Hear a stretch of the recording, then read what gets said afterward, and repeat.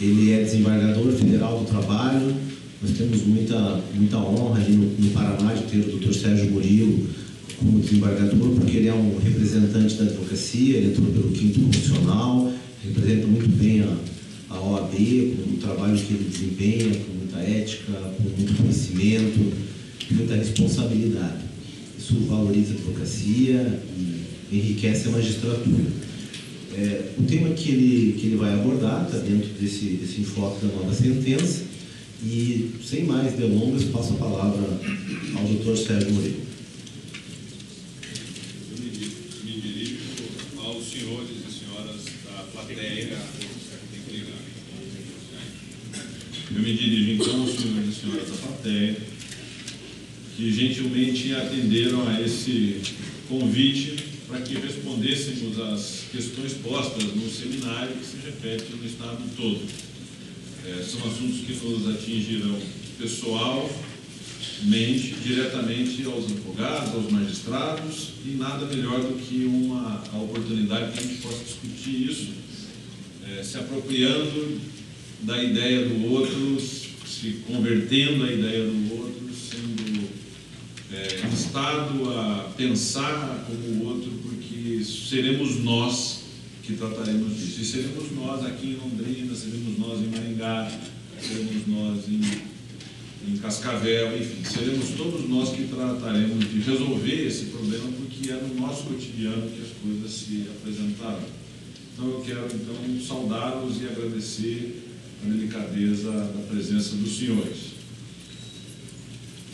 E eu gostaria de tratar desse assunto como tratam os alemães. Os alemães têm uma palavra no seu vasto vocabulário que traduz a ideia de se falar seriamente a respeito de um assunto sério, o que nos permite compreender que é possível tratar um assunto sério de outro modo que não seja sério. Aparentemente é possível falar seriamente de um assunto que não é importante, aparentemente é possível falar sem cuidado de um assunto muito sério, mas os alemães, na sua precisão, indicam a necessidade de que tratemos seriamente assuntos sérios. E esse é um ambiente em que a gente possa fazer isso. E a reforma passa por duas questões fundamentais. A primeira delas é que temos um grupo de estudiosos, de pessoas que têm se preocupado em encontrar elementos, ora para defender a reforma, ora para afastar a reforma na sua validade. Essas pessoas são, no meu modesto entendimento, os grandes estudiosos, que se aprofundam em muitos temas, mas não são exatamente pensadores, não nos trazem luzes a respeito de problemas muito sérios, porque sempre se sabe o que elas vão dizer.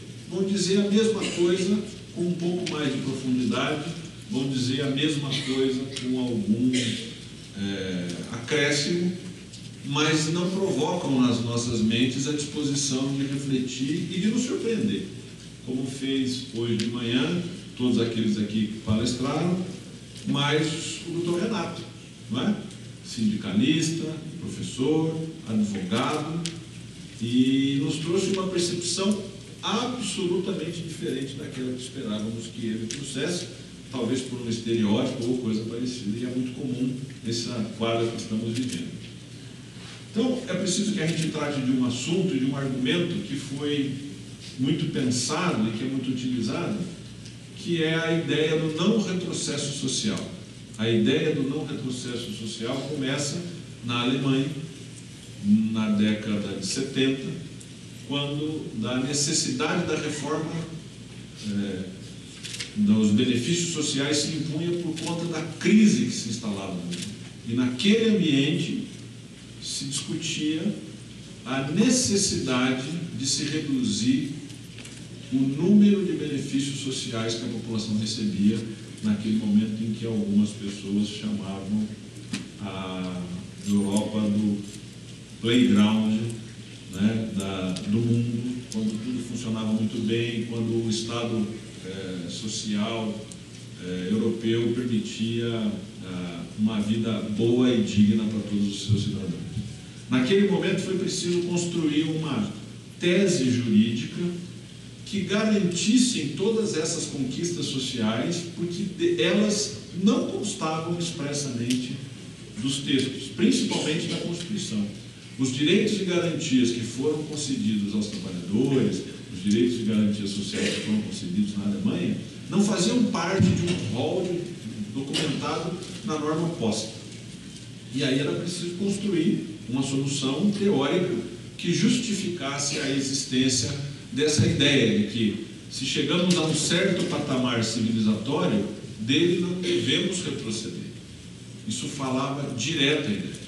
A questão mais importante naquele momento era a redução de uma parcela social de desemprego de 24 parcelas para 12 parcelas. É preciso que a gente tenha contextualizado isso. Nós não temos esse tipo de problema da não previsão de normas sociais, todas elas descritas na Constituição, parte da nossa história num processo de redemocratização, aonde era preciso dizer expressamente na Constituição aquilo que a gente imaginava que não era possível antes do regime que vivíamos anterior à Constituição de 88. Saímos num processo de endurecimento das relações institucionais para um processo de redemocratização, e naquele momento a então cantada Carta Cidadã previa expressamente tudo aquilo que tinha sido tolhido durante o período mais difícil da história que a gente passou. O que tínhamos passado. Era preciso fazer isso, era da nossa natureza fazer isso. Muito bem. Então essa ideia do retrocesso social vem a partir dessa construção teórica. Transpor essa ideia do não retrocesso social para esse momento implica em dizer que a gente estaria transportando essa ideia de que não podemos, em momento nenhum, em situação nenhuma, abrir mão de algum avanço social. Mais recentemente, em Portugal, foi preciso repensar esse assunto, e aquele português que todo mundo que estuda direito constitucional adora, que é o Canutilho, se viu obrigado a reescrever o seu manual de direito constitucional, e quem gosta disso sabe, eu tenho as duas edições, quando, para que se pudesse reduzir Portugal, na crise de 2008, numa situação extremamente difícil, pudesse reduzir a remuneração dos servidores públicos, que foi reduzido em 30% em algumas vezes. Para enfrentar a crise que o país passava, se introduz, do ponto de vista doutrinário, a primeira noção de que a ideia de crise pode sim, ou a introdução da ideia de crise na norma ou na teoria do não retrocesso social se justificaria acontecer. Quer dizer, o conceito formado a partir da teoria do não retrocesso social comportava sim uma certa flexibilização quando introduzido o conceito de crise. Quando o Tílio nos avisa de que a gente não deve introduzir o conceito de crise a toda hora, nem em toda situação. Mas não é possível mais desconsiderar essa situação. Logo, então, é possível sim, do ponto de vista teórico, uma mitigação dos benefícios sociais a partir da ideia da crise. Esse é um assunto sério, precisa ser enfrentado seriamente. O outro assunto muito sério que a gente precisa enfrentar é a ideia de que se possa não aplicar a lei porque ela é injusta. Esse assunto foi enfrentado também várias vezes, diversas vezes ao longo da história, e se apresenta a partir de um processo evolutivo que todo mundo sabe porque estudou na faculdade, e os mais novos que estejam aqui, ainda que acadêmicos, já devem ter visto isso, que é a situação do avanço da responsabilidade do magistrado diante da lei considerada injusta. Primeiro, o juiz era a boca do rei. E a gente tem histórias maravilhosas, né, que nos separam dessa ideia, mas a magistratura, como concebemos hoje, num determinado momento da história mais passada, colocava a magistratura sem independência à disposição do rei e do tirano de plantão naquele momento. A gente evolui, o processo civilizatório evolui, a gente passa, então, para a ideia da concepção da lei, e aí o juiz passa a ser a boca da lei, para deixar de ser a boca do rei. Esse é um processo que se avança. Mas a ideia da possibilidade de luta contra a lei injusta vem de um outro conceito europeu, que é enfrentado em situações quando o Estado passa a ser criminoso.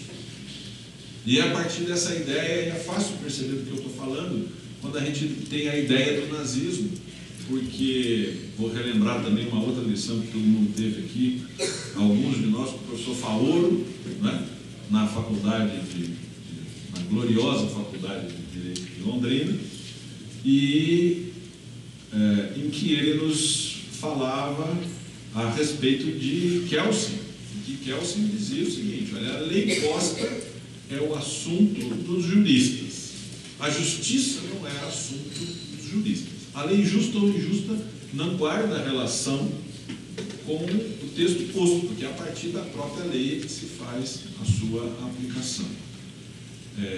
E a gente anda um pouco mais, vai para Savigny, que todo mundo estudou e tal, sabe como é que funciona essa ideia. Mas a gente passa um processo histórico que se tem estados criminosos, estados assassinos. O Estado nazista era um Estado que tinha um regramento legal, mas a partir de um Estado absolutamente condenável do ponto de vista da justiça. E não se podia exigir, aparentemente, que colocado o estamento legal, enfim, as normas postas, não era possível resistir a essa ideia, e aí então teríamos lá Savigny justificando um Estado nazista. Então, se constrói uma segunda teoria, dessas que eu estou me referindo, que é a possibilidade da resistência contra a lei injusta. E eu vou ler para os senhores, para quem gosta do assunto, tem um autor português chamado Castanheira Neves, que é professor da Universidade de Coimbra, que escreve lá em 1968 um texto maravilhoso, que diz assim, eu vou transcrever literalmente porque vou compará-lo com um texto recente. Face à problemática da lei injusta, sustenta Castanheira Neves, em Um Papel do Jurista, o nosso tempo, que a única atitude legítima face a uma lei injusta é a recusa da sua aplicação.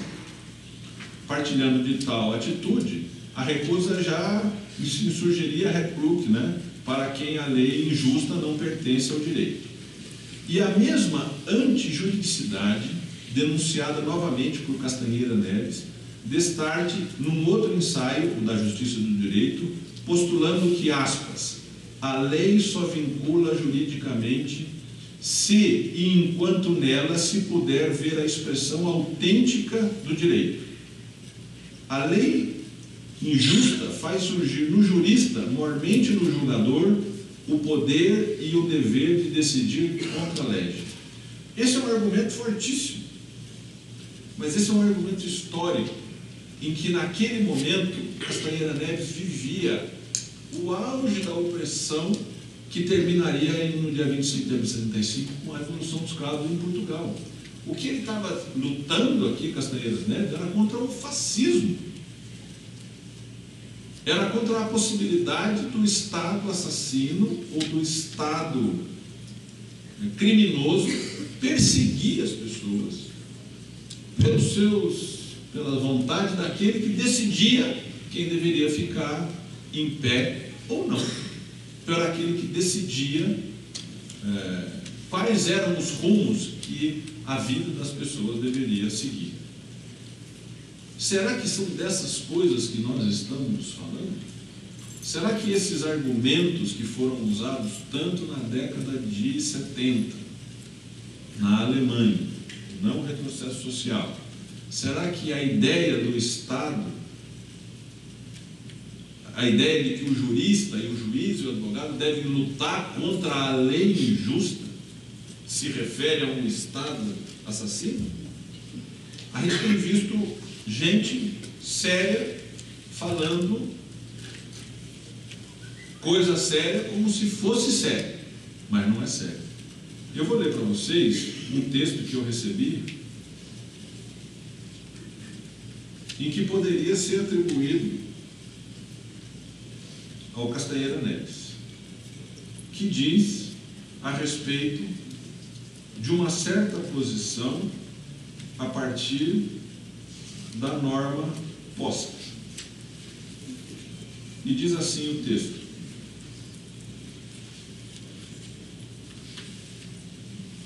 então, forçoso concluir que a Lei 13.467 de 2017 não poderá ser aplicada. Ao contrário, deverá ser completamente rejeitada, expulsa, formal e materialmente, do ambiente jurídico do direito do trabalho, como uma célula cancerígena, que não foi neutralizada e extirpada o quanto antes, poderá provocar a morte do corpo que habita. Esse texto foi publicado numa revista de circulação nacional, é assinada por uma colega, magistrada do trabalho, doutora em Direito, professora em Direito, dizendo isso.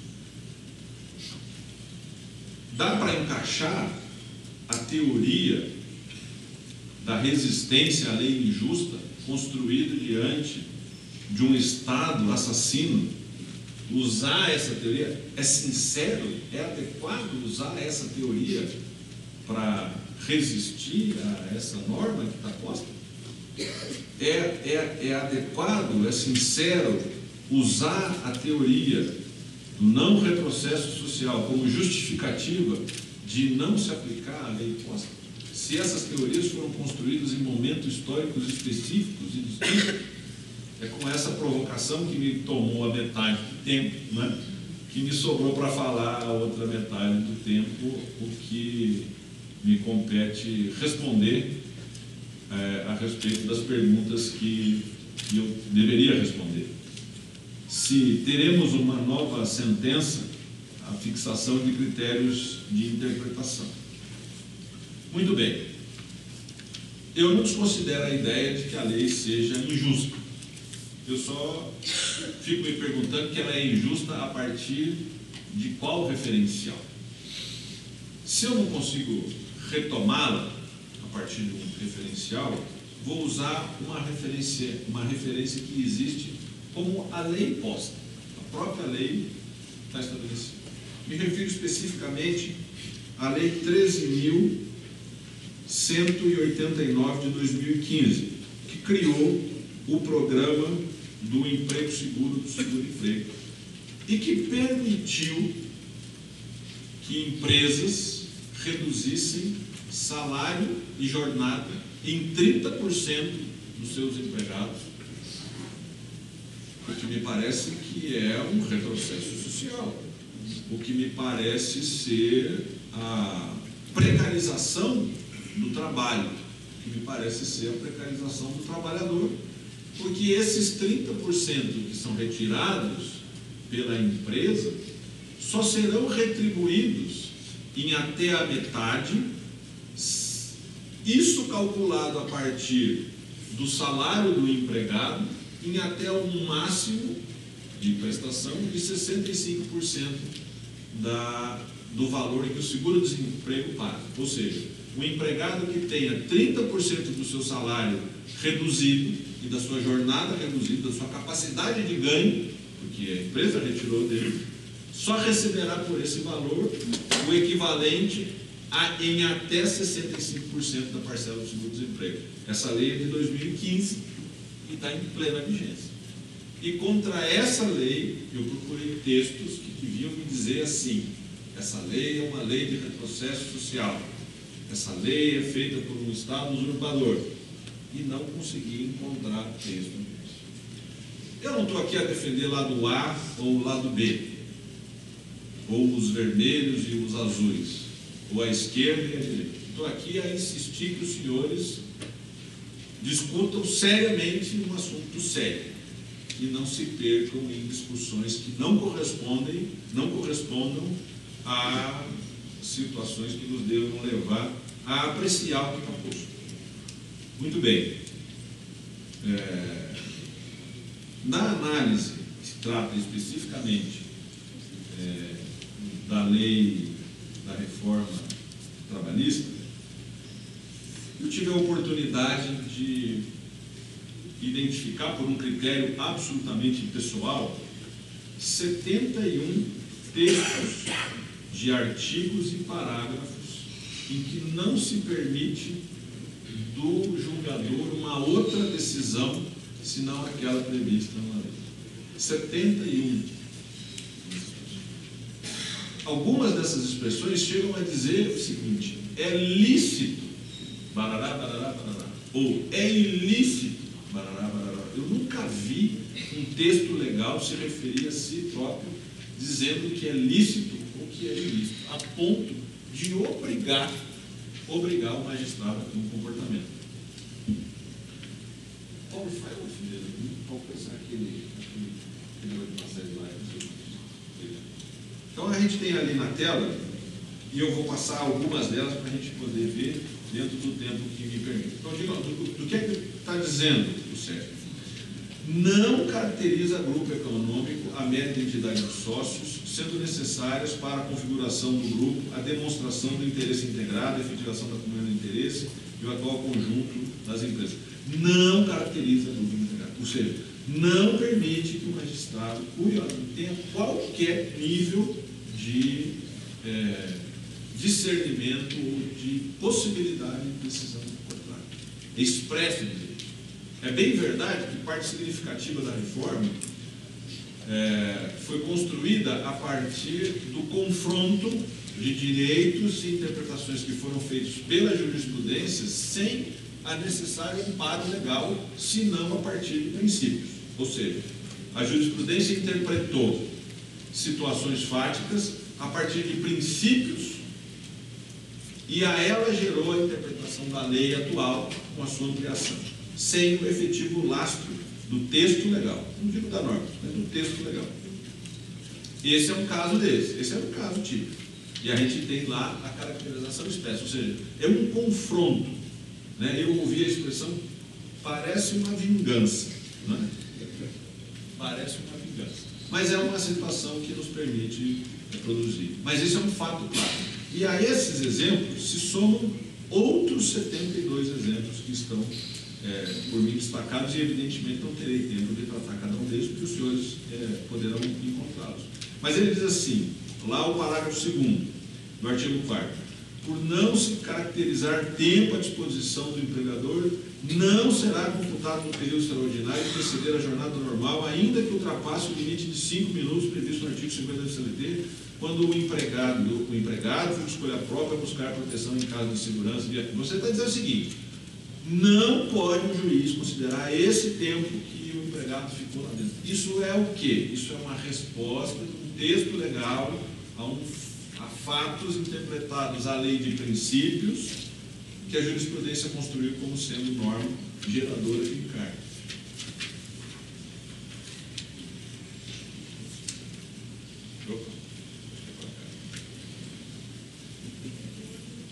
Ele não está No PowerPoint, tem que o Paulo apertar para entender tudo. Não, página, não é uma página, fez e tal. O terceiro aqui não. E também não foi? Tem que selecionar o hoje. Como? É porque não está selecionado o hoje. Ali na parte de baixo. Pronto, obrigado. Vamos lá, Paulo, a página 2. me referir especificamente ao parágrafo 2º do artigo 8º, que diz assim: súmulas e outros enunciados de jurisprudência editados pelo Tribunal Superior do Trabalho e pelos tribunais regionais do trabalho não poderão restringir direitos legalmente previstos, nem criar obrigação que não estejam previstos na lei. Não é possível fazer isso. Não é possível compreender que não haja aqui, nessa expressão, uma sinalização, porque não está dizendo que aqui são os juízes do trabalho, uma sinalização direta a uma sentença judicial. Não é possível. É expresso nesse termo. Ou seja, a reforma, já foi dito aqui dezenas de vezes, que ela é a sistemática inoportuna do ponto de vista da sua concepção científica, né? Ela traz, na verdade, sentimentos do legislador que não correspondem à disposição de se enfrentar tecnicamente um texto legal, mas ela traz no seu bojo uma reação aliada ao momento histórico que vivemos. Assim como a teoria do não retrocesso social foi construída a partir do alinhamento de um momento histórico de um determinado país, assim como a introdução da ideia de crise que permite a violação desse princípio geral foi introduzida, e assim como a ideia de resistência a uma lei injusta também foi construída no contexto social. Nós estamos falando aqui de um texto posto, norma vigente, legalmente formulado, que está em vigência a partir de um momento histórico que convivemos. E penso que cada uma dessas expressões que foram usadas pela lei, limitando a atuação do magistrado à sua interpretação, é de algum modo uma resposta a isso que mencionei. A interpretação que a jurisprudência fez de fatos à luz de princípios, gerando direitos que não haviam previsão constitucional. Um outro artigo que eu gostaria de destacar é o artigo, eu não vou incomodar o Dr. Paulo aqui, mas na página 3, é o artigo 6º, é o parágrafo 6º do artigo 59. Ele diz lá, expressamente, vocês podem acompanhar pelo livro que a associação gentilmente forneceu para todo mundo. É o parágrafo 6º do artigo 59. E diz assim: é lícito, a lei precisa dizer que a lei é a lei. É incompreensível isso. É lícito. O regime de compensação de jornada estabelecido por acordo individual, tácito ou escrito, para a compensação do mesmo mês. Não bastaria dizer que é possível. Eu poderia ter dito assim: é possível, ou enfim, de algum modo, ou a compensação da jornada estabelecida, o acordo individual é válido. Não, é lícito. A lei se autorreferencia como válido, tirando do intérprete, a não ser, a partir de algumas circunstâncias muito específicas, a possibilidade de compreendê-lo a partir de um outro modo. Há ainda uma outra situação a que me dá um referencial seguro de que a reforma trabalhista veio a partir daqueles que a idealizaram e que aprovaram, os senhores deputados e senadores eleitos por cada um de nós que está aqui, que fatos apreciados a partir de princípios julgados e construídos jurisprudência sem que houvesse lei específica a respeito do assunto. Avanços sociais sem que houvesse autorização legal. Diz lá o artigo 223A: aplica-se a reparação de dano de natureza extrapatrimonial decorrente da relação de trabalhos apenas o dispositivo desse tipo, o que impõe ao magistrado que eventualmente tenha que enfrentar esse tema, se veja obrigado a enfrentar esse artigo, ainda que seja para dizer que ele não vale, ainda que seja para dizer que ele é inconstitucional, mas ele não poderá dimensionar expressamente isso a partir de uma tese geral que possa ser elaborada. E ainda uma última expressão que eu gostaria de trazer para vocês é a que consta que o artigo 442b, que diz assim: a contratação do autônomo, cumpridas por este todas as formalidades legais, com ou sem exclusividade, de forma contínua ou não, afasta a qualidade de empregado prevista no artigo 3º da CLT. A gente consegue ler aqui, a partir do texto, milhares e milhares de emendas e de sentenças que tratam especificamente desses temas. A contratação de autônomo, cumpridas as formalidades legais, o debate que se fala se está inscrito no código, estava escrito no código, se tinha licença, se não tinha licença, se tinha autorização, não tinha. Que com exclusividade ou sem exclusividade, matéria do artigo 3º, tudo isso veio a partir da tentativa, aparentemente bem sucedida daqueles que o fizeram, de reduzir ao termo legal direitos que foram identificados a partir de princípios gerais, sem o efetivo lastro legal do texto posto. E assim foi construída a reforma trabalhista. Como é que enfrentaremos isso? Há muitos meios de se enfrentar a solução. O primeiro deles haverá de ser com a responsabilidade que os senhores advogados e os meus colegas juízes têm para com a nação que vivemos. De algum modo, nós teremos que enfrentar seriamente os textos que nos foram postos a decidir desse modo. Se para acolhê-los, se para rejeitá-los, se para invocar norma internacional de aplicação, se os advogados farão os seus pedidos a partir do enfrentamento da tese de que a lei é injusta ou não, de qualquer outro modo. O fato é que não será possível usar argumentos retóricos gerais de momentos distintos do que vivemos para poder fazer a justiça que todo mundo espera. Não seria honesto do ponto de vista intelectual usar expressões que foram usadas em momentos diferentes, para situações diferentes, ainda que elas venham principiologicamente nos atingir no processo do trabalho, sem fazer um enfrentamento sério dessas questões.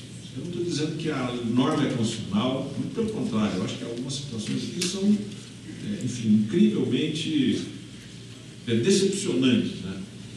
Imaginar que quem deveria debater a lei não foi possível de fazer. Então, só nós fazendo aqui depois da norma posta.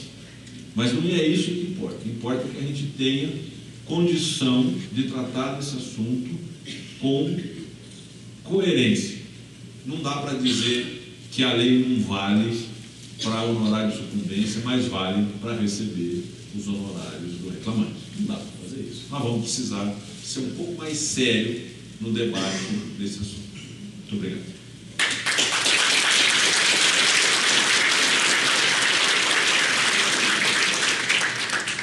Queria agradecer ao doutor Sérgio Murilo pela brilhante exposição, que ela nos leva a uma reflexão extremamente importante, né? Ouvindo o que ele leu aqui a respeito da magistrada, que menciona a aplicação ou não da lei injusta, eu acho que isso nos leva a uma grande preocupação. Imagine se todo magistrado não quiser aplicar a lei que ele considera injusta. O caos que nós viveríamos, né? Então nós temos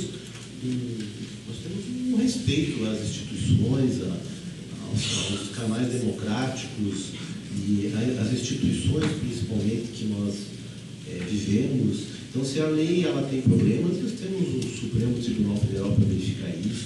Então, eu acho que é uma reflexão muito profunda e essa organização temporal que o senhor colocou, ou seja, o momento histórico em que foi discutido isso, é de grande importância para que a gente analise isso. Nós, como advogados, e o dos magistrados que estão aqui presentes devem ter lido e ouvido muita coisa a respeito disso. Eu não vou aplicar a lei porque eu não considero válida, não considero justa. Eu acho que o caminho não é esse, não. Eu queria registrar a presença do presidente da AMAT, o Dr. Paulo da Cunha Boal, que está aqui na mesa. Queria deixar bem claro que a presença dele aqui é como autoridade, não para passar o PowerPoint. Dr. Paulo, seja muito bem-vindo aqui conosco. Né? Queria registrar também a presença do Dr.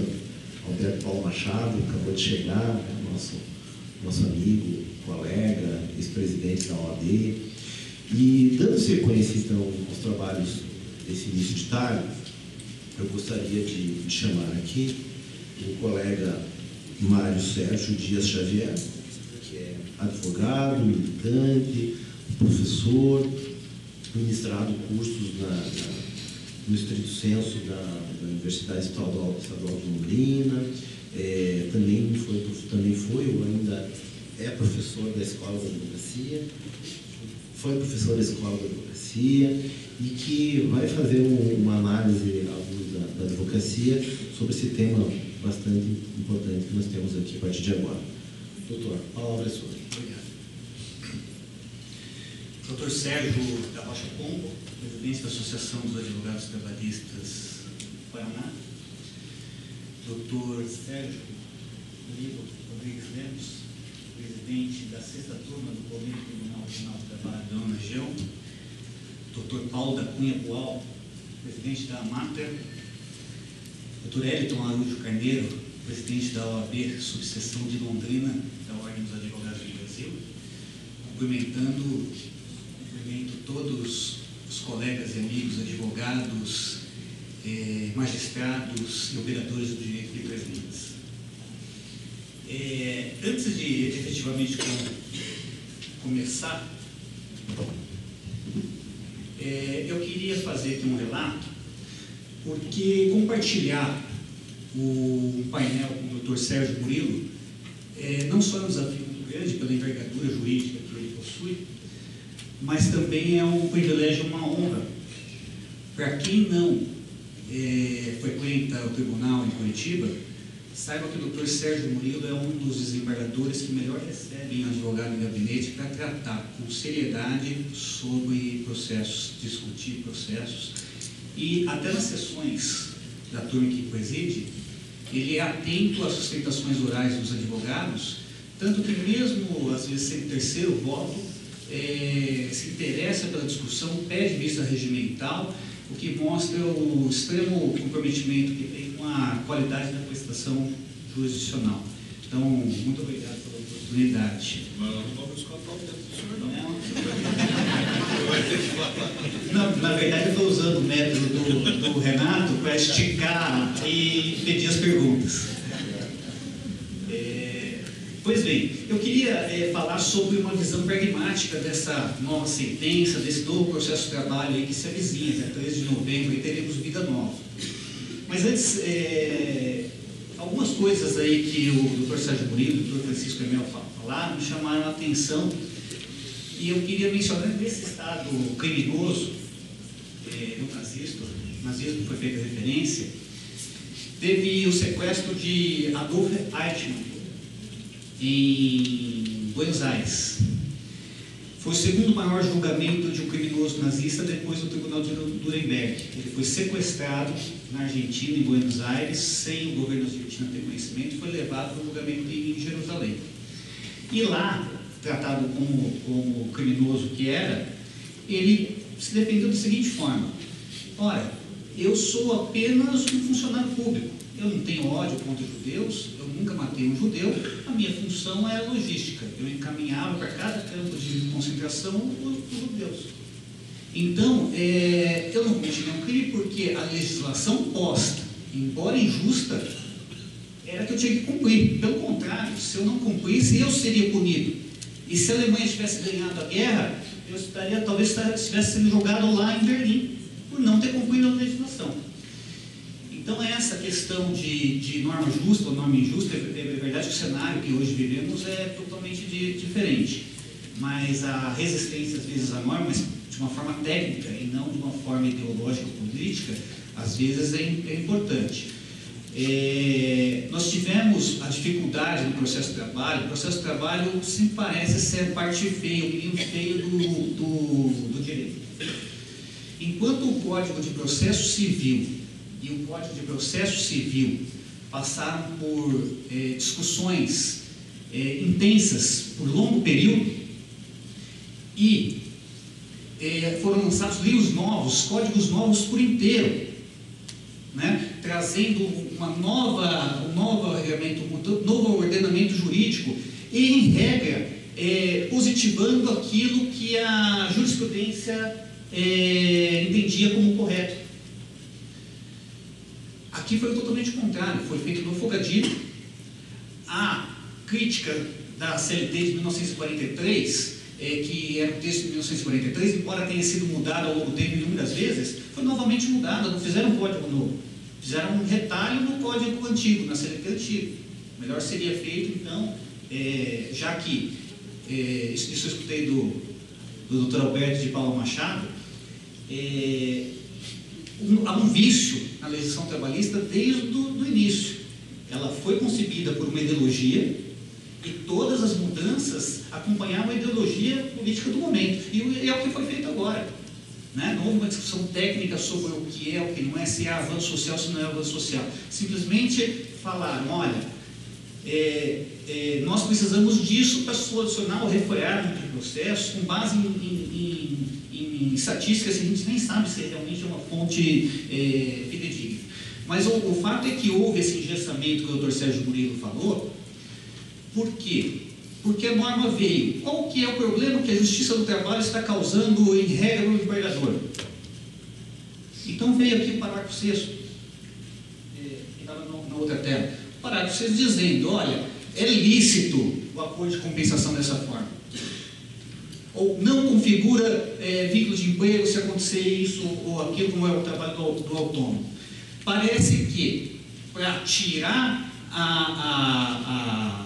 o campo de interpretação do juiz, a norma veio para dizer, olha, você não pode decidir dessa forma. Então pegou um trecho de uma sentença de alguém que entendia daquela forma e colocou na norma, olha, o meu entendimento é esse aí, isso agora é lei. Para não deixar que outros juízes possam interpretar a lei de uma forma diferente e fazer o direito progredir. Como que o direito progride? Com teses criadas por advogados, para que o intérprete da lei, o aplicador da lei, que é o juiz, identifique a juridicidade daquele argumento e faça o direito evoluir.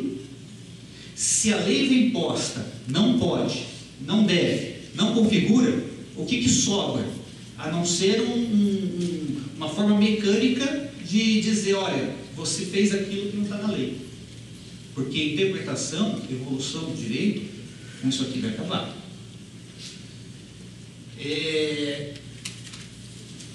O primeiro ponto que eu queria, posto isso, eu queria falar, é o que esperar da sentença quando há a exigência de pedido certo, determinado e com identificação de valor. Nós tivemos com muita propriedade o Dr. Francisco Hermel e o Dr. Luiz Alberto falando sobre isso, né? Eu queria jogar só um pouco mais de pimenta no assunto. Se a gente partir do pressuposto que não vale a mera estimativa, que é o entendimento do Dr. Francisco Hermel, que é muito forte, e é que eu concordo também, mas vamos supor que a jurisprudência caminhe no sentido de pedido, identificação do valor significa o pedido líquido. Se o pedido é líquido, ele entra no cenário fático da peça inicial. Ou seja, apesar de ser um fato contábil, ele compõe a inicial e impõe que o réu reclamado na sua defesa faça contestação inclusive de valores, impugnação inclusive de valores, sob pena do artigo 341 do CPC, implicar em veracidade do fato contábil. Então, suponhamos até numa situação, eu, fazendo a defesa, eu posso fazer o reconhecimento do direito postulado inicial e impugnar o valor. Olha, realmente aconteceu isso, não foi cumprido isso, mas esse valor aí que está sendo postulado Está errado? Isso é importante para efeitos de sucumbência, porque tem proveito econômico. O que pode ocasionar isso? Isso já foi falado também. A primeira é que a sentença tem que ser líquida. Porque se há uma discussão de valores, além da matéria de direito, o único fato controvertido é valor, a sentença tem que dizer qual é o valor, quanto vale aquele direito. Se a sentença disser isso, e nós temos experiências na Justiça do Trabalho, há muito tempo na 23ª região de Mato Grosso, onde o dispositivo vem, condena no valor tal, conforme planilha anexo, e ficam advertidas as partes de que o recurso que atacar a audiência, além dos aspectos fáticos e de direito contidos na fundamentação, deve também se insurgir contra a planilha de cálculos anexas. Então, encerrou a instrução, o juiz lá faz uma proposta de sentença e manda para o contador já nomeado. O contador devolve com o cálculo e daí é publicada a sentença. O juízo titular aqui da 4ª Vara de Londrina também tem feito isso, embora não coloque na sentença que a parte tem que impugnar inclusive os cálculos, ela já está dando condenação líquida, né? O que isso pode acontecer? Pode acontecer numa reorganização da competência administrativa interna do tribunal, porque as decisões turmárias que julgam o recurso ordinário passarão, como o doutor Francisco falou, passarão a julgar matérias afeitas à seção especializada, né? Com composições diferentes, ou seja, entendimentos diferentes. O critério contábil ele também não é pacífico. Há entendimentos para cada verbo e números para se calcular. E essa exigência de valores também, ela pode causar um problema maior, né? Não dá, é indisfarçável, é nítido que ao se colocar a exigência de identificação de valor com a sucumbência, a intenção é refrear ou intimidar o propositor de ação, né? Então, é mais ou menos por aí, só que isso pode causar um problema terrível. O direito do trabalho, ele não é uma situação encaixotada para ser interpretada ou julgada. Ela tem circunstâncias, contingências no processo muito maiores que em outras áreas. Porque além da complexidade jurídica, nós temos todo o cenário fático, e que é pior, diante da inoperabilidade das fiscalizações, é muito dependente da prova oral, que é uma prova insegura, né? É uma prova pouco confiável, mas não resta outra prova para se julgar que não seja a testemunhal. Então não se julga com base na verdade real, mas sim com a verdade fática. Se nós colocarmos lá, por exemplo, dano moral. O dano moral tem a súmula 326 do STJ, como foi citado, é o juiz que arbitra. Então o pedido ele poderia em tese ser genérico no 324 do CPC. Só que o novo legislador não quer permitir isso. O novo legislador veio de novo, engessando o trabalho do magistrado. Falou, olha, aqui é leve, médio, grave e gravíssimo nesses valores. Só que não disse o que é grave, não disse o que é leve, não disse o que é levíssimo, o que é médio. O que é médio para mim pode ser gravíssimo do Dr. Sérgio Murilo, pode ser leve do Dr. Alberto. Tá? A mesma prova, com situações idênticas, em juízos diferentes, pode ocasionar condenações diferentes. E aí pode trazer uma vitória de pio. Então, o magistrado vai lá em sentença e reconhece realmente houve ofensa. Só que não foi gravíssima. Eu entendo que foi leve. Dependendo do valor, com a identificação de valores na tabela, se ele colocar lá 50 salários, e o juiz condenou a 3, essa diferença pode ser que o que ele vai receber é menor do que a sucumbência que ele vai ter que pagar se adotar a regra pura e simples do proveito econômico. Então, é temerário hoje você procura uma ação sem dizer para o seu cliente dos riscos em que ele está envolvido a partir de agora. Nós não temos só, eu não vou dar um exemplo qualquer, mas definição de cargo de confiança para o gerente bancário. Existem inúmeros entendimentos sobre nomenclatura de cargo e o rol de atribuições que tem que ter para ser jornada de 6 horas ou jornada de 8 horas. Isso significa dizer que se eu peço horas extras, ganho as horas extras, mas a parametrização dessas horas extras, o juiz define que a contagem das horas é a partir das 8 horas, eu não sou sucumbente no pedido, o pedido eu ganhei, mas sou sucumbente no valor que eu identifiquei. Perdi 2 horas extras por dia. Isso, numa interpretação rigorosa, eu posso ser sucumbente. Né? Haverá uma necessidade, sem dúvida, de uma qualificação cada vez maior do advogado. O advogado tem que analisar não só se o cliente tem direito, se o fato que o cliente... O que acontece hoje? Não estou falando de aventura processual, mas eu estou falando de um cliente que chega no seu escritório e diz: aconteceu isso, isso, isso, você faz um enquadramento e roupagem jurídica e fala: você tem esse direito. Hoje, para se propor uma ação trabalhista, é assim. O advogado, como primeiro juiz da causa, só vê se aquilo é viável. É uma ação com viabilidade jurídica e fática. A partir de agora, não. O cliente chega lá: aconteceu isso, isso, isso comigo, daí você vai dizer: você tem esse direito, mas eu quero saber o seguinte: você pode provar? Você vai arriscar retirar uma confissão do preposto se você não tiver uma testemunha adequada para aquele tipo de situação? E como que você vai saber se a sua testemunha é adequada? É comum chegar lá: ó, você tem testemunha para isso? Tenho. Quando chega na audiência, lá na porta da audiência, ele fala: quem que é? Esse aqui é meu irmão, ele viu tudo. Né? Isso é comum. Quanto mais humilde for o empregado, mais comum isso de acontecer.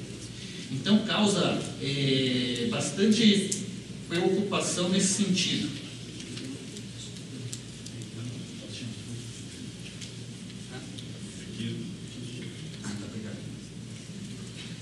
Uma outra questão que me preocupa, não é novidade, é bem verdade que não foi a lei que trouxe, não foi a reforma trabalhista, a lei 13.467, é isso?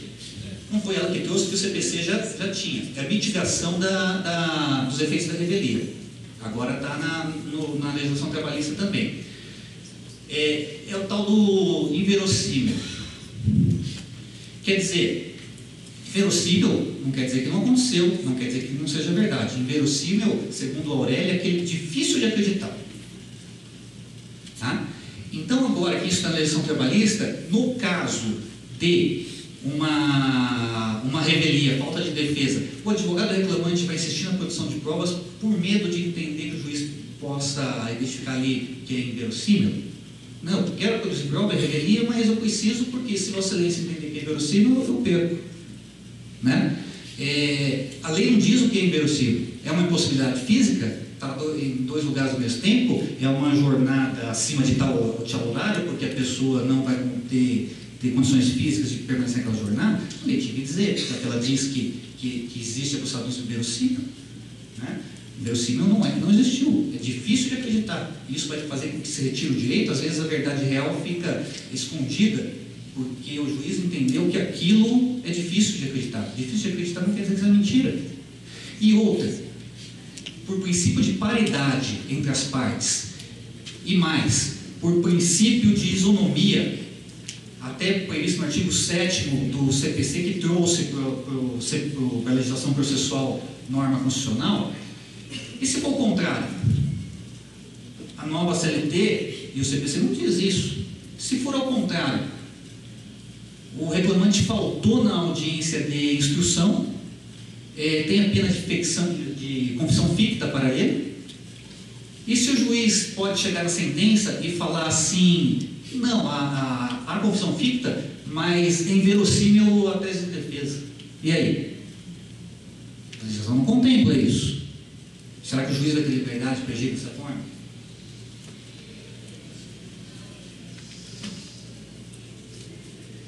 A sentença também, haverá discussão sobre isso.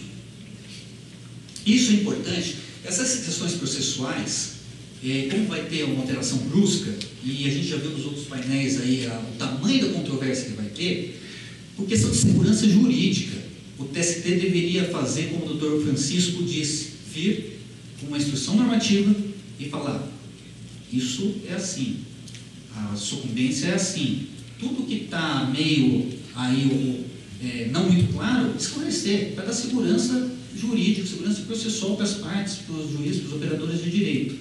Mas não como fez com a instrução normativa quando saiu o novo CPC, onde fez aquele retalho: isso se aplica, isso não se aplica, isso se aplica pela metade, isso se interpreta assim, né? Bem claramente, isso não se aplica, não se aplica, e definiu uma regra de interpretação e acabou.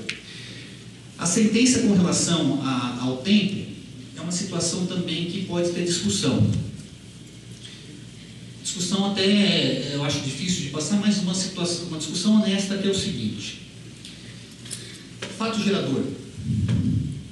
Um contrato já em curso, em que haja uma questão de horas extras ou diferenças salariais por equiparação em estabelecimentos diferentes na mesma cidade, se aplica a legislação nova, depois de 13 de novembro, ou com o espectro do que dispõe o caput do artigo 7º, pode ser que o contrato foi contratado e criou cláusulas com base numa legislação mais favorável, e, portanto, as cláusulas eram mais favoráveis, e, por isso, integrou o patrimônio jurídico do empregado para não ser mais mudado.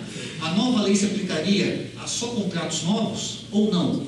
Pegam os contratos do estado que se encontram para, a partir dali, fazer novas regras. Isso é uma questão interessante, que certamente a jurisprudência vai ser uma das primeiras questões a clarear.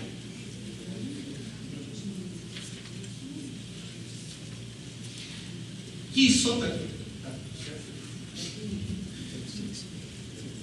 Uma outra questão, e daí é puxar um pouco a brasa para a advocacia, a sardinha para a brasa da advocacia, é a questão da sucumbência.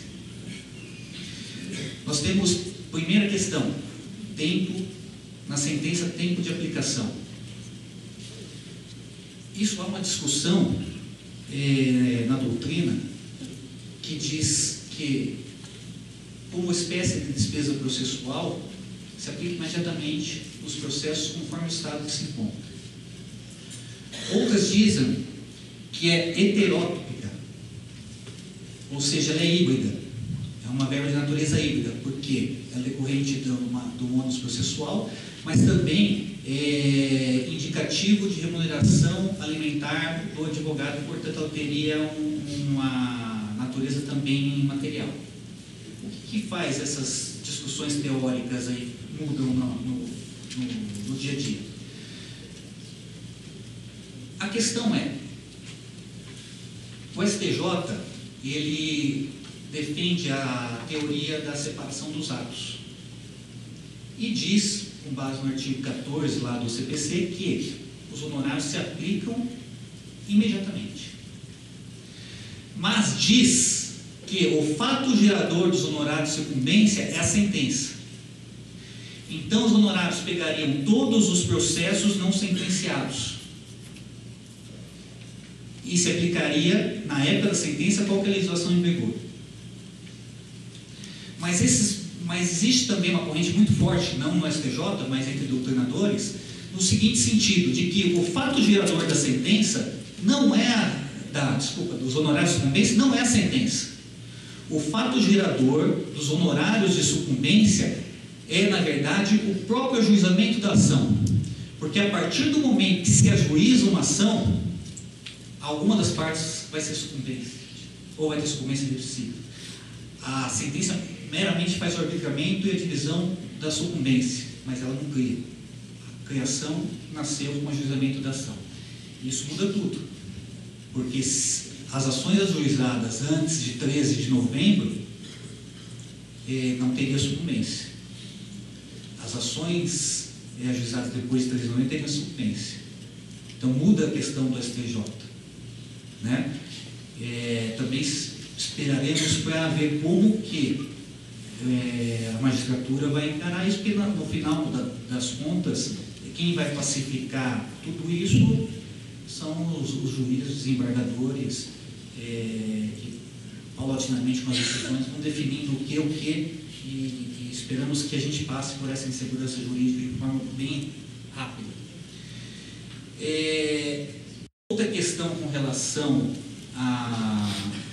aos honorários, a lei existiu, eu não sei se isso foi de propósito ou não, mas o fato é que a lei 5584/70 não foi revogada. O que diz essa lei?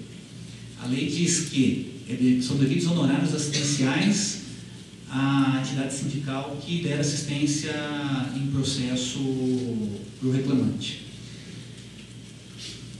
Isso é engraçado, porque a titularidade, segundo o artigo 8791A da nova lei, diz que os honorários de advogado pertencem ao advogado, ainda que advogado em causa própria. A lei 5584/70 diz que os honorários pertencem ao sindicato, à entidade sindical. Então são titulares distintos. E são verbas distintas, com fatos geradores distintos. Um passa a representação por advogado, o outro tem que ter a assistência sindical e a condição de miserabilidade, seja pela presunção ou não.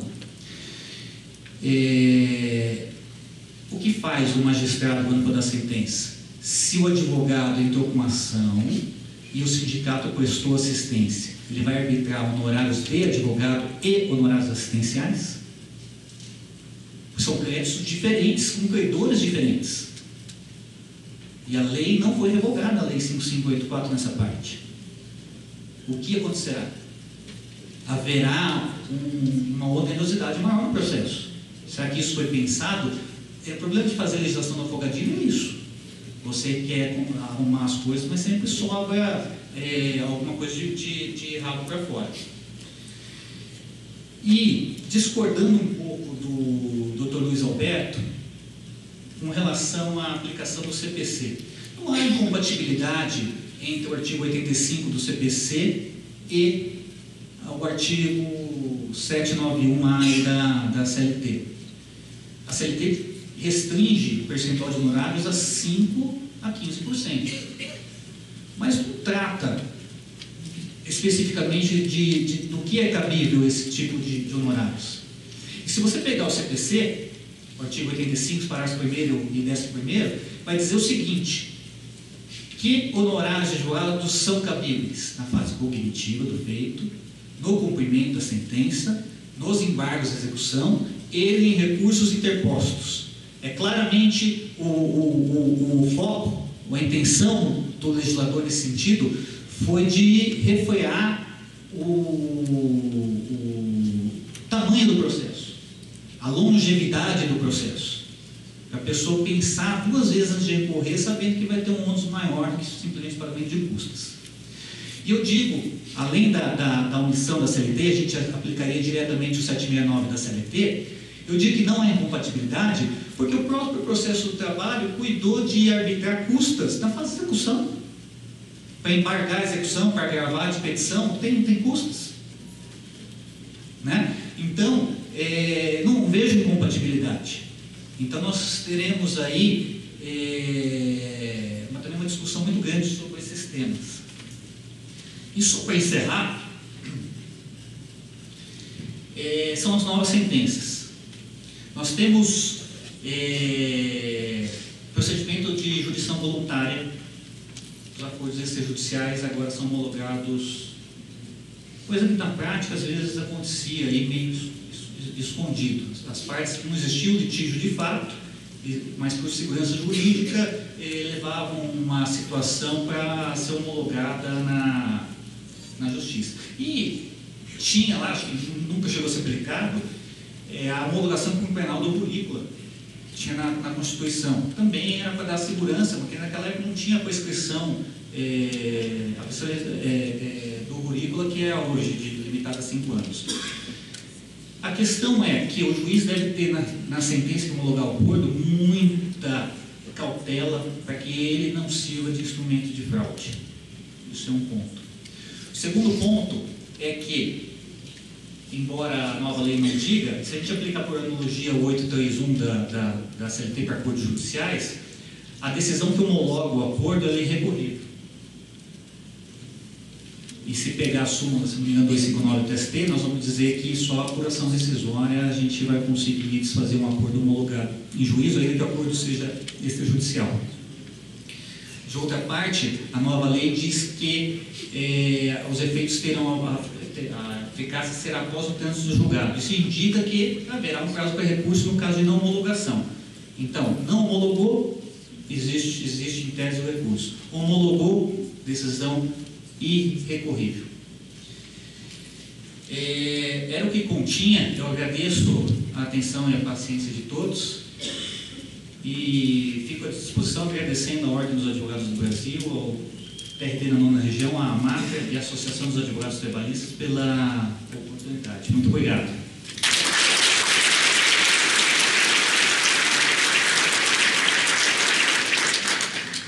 Doutor Mário Sérgio, muito obrigado aí pelas suas palavras. E esses temas realmente são bastante complexos. Agora, durante essa semana, nós estávamos discutindo, inclusive com o professor da PUC, como é que ficaria a figura dos honorários para advogados de empresas. Olha a reflexão que o nosso colega fez. Ele disse, olha, a partir de agora, com essa questão da sucumbência, o advogado de empresa, ele vai ficar numa situação complicada como o seguinte: quando surgir a primeira guia, quando tem lá a primeira guia de honorários sucumbenciais, ou a empresa vai dizer, não, você quer para mim esse dinheiro? Eu tive que pagar uma demanda trabalhista e agora sobrou ali. O advogado vai dizer, não, isso é meu, são honorários advocatícios. Não, isso é meu, foi eu que te contratei, já paguei os teus honorários, isso aqui é meu. Então vai ficar aquela discussão. E os nossos contratos de honorários, doutor Alberto, que eu sei que advoga para a empresa, não contempla essa questão, porque não existia. Como é que vai ficar essa situação? Né? Aí nós até aprofundamos o debate, doutor Mário Sérgio. Tá, mas e se o cliente disser assim, ok, eu contrato você, mas eu quero que no teu contrato de honorários você renuncie a um eventual direito a essa verba de sucumbência. E aí, será que você pode renunciar? Como é que a OAB vê isso? Então, a gente chegou à conclusão que os efeitos da reforma trabalhista está transcendendo a questão do processo e já indo para o debate ético, do ponto de vista da tutela da OAB. Nós temos um código que estabelece isso. Né? Então, a questão realmente é bastante complexa. É um pouco do negociado sobre o legislado. Eu não sei se nós temos tempo de perguntas. 16? Pessoal, alguém tem alguma pergunta que queiram fazer antes da gente fazer um rápido recesso? Alguma questão, algum ponto que vocês queiram debater sobre o tema de agora? Não? Podemos intervalir? Ok, então olha, o próximo bloco será às 16 horas com o tema Uma Nova Justiça do Trabalho, o aumento ou a diminuição dos processos. Quem debaterá esse tema será o advogado Alberto de Paulo Machado e o magistrado Paulo da Cunha Boal. Então, 16 horas em ponto, nós reiniciaremos os trabalhos. Muito obrigado.